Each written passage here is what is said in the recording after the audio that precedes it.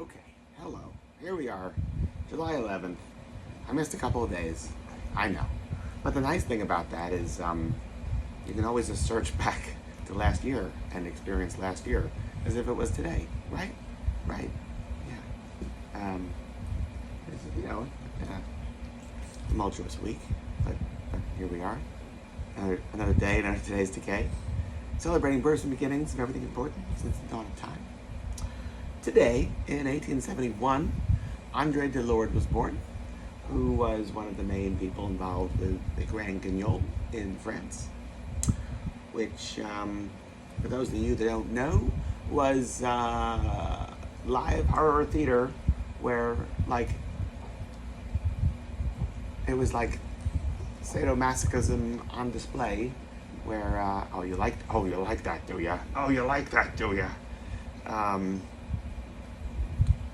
Where people would sit in the audience and marvel in the dark as people on stage would have their arms torn off or maybe burnt or have their ears, eyes gouged out, and so on and so forth, as you do, which was a big deal in the turn of the century through, when did it go through? Did it go through the 40s? I think it went through the 40s. But, with different people involved at different points, because that's several generations worth of people enjoying being tortured. Who else? Hugo B. Cave, born today, 1910. Weird Tales writer. Zecharia Sitchin, born 1920, also a Weird Tales writer, but in a different way. He was an ancient aliens writer who wrote the 12th Planet and the whole Earth Chronicles series in the 70s and 80s, most of which has been debunked, but it sure is fun to think about. Forget people of color couldn't build these ancient structures. To me, because I read a bunch of his books, and I don't think he ever said anything like that or implied anything like that, but rather that people back then in ancient times were just as smart and or stupid as we are today. And when they said we worship these higher beings that are able to fly around in chariots over our heads and have fights with each other and breed with each other and breed with us, and this is what they look like and these are their names, maybe just take them literally, because those people, our ancient relatives, or just saying it as it was. Could that be?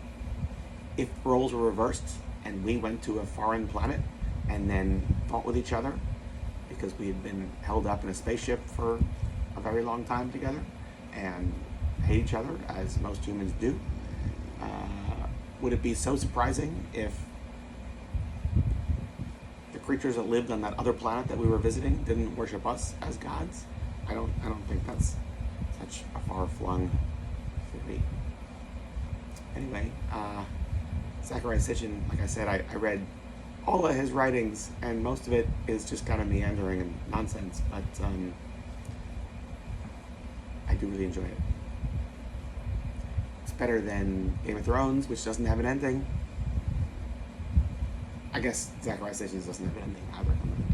Because to me, I was reading it because I wanted to hear who, like, the Yahweh Judeo-Christian God was in this pantheon of gods, and he never gets there.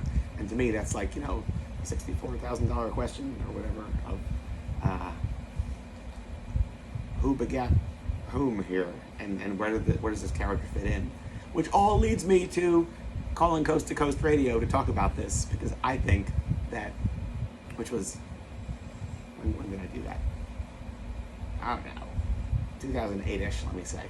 And talked to Ian Punnett at that time, who kicked me off the air, but I was glad to be on regardless. And it was all about that I think that the Judeo-Christian God in this Zecharia Sitchin-esque pantheon of gods was one of their, I don't know which one, but whichever one he was or she was, made a point of hiding their identity, that you can't depict the Holy Spirit or Yahweh, and that knowing Yahweh's real name is like a point of power or something like that. Because this God basically had like space madness and knew that one day people from Planet X were going to come here, Nibiru, and try to figure out what happened to this exploration party or whatever they were doing here.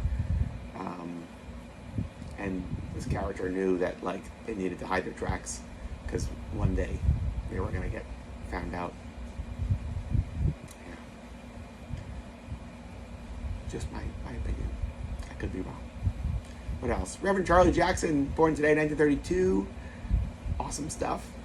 I'll never forget sitting in Wowsville, which to me was kind of like the swan song of St. Mark's Place, when St. Mark's was someplace to go to.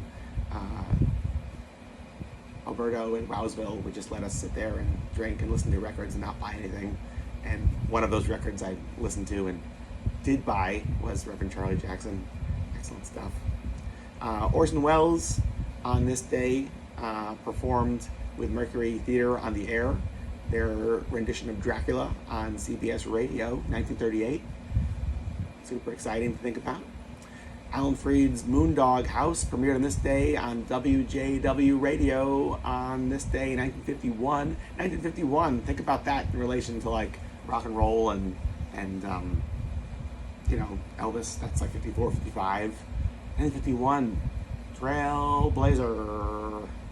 And on this day, 1957, none other than Peter Murphy of Bauhaus was born. So there you go, it's your whole day. I'm hurting, but still here.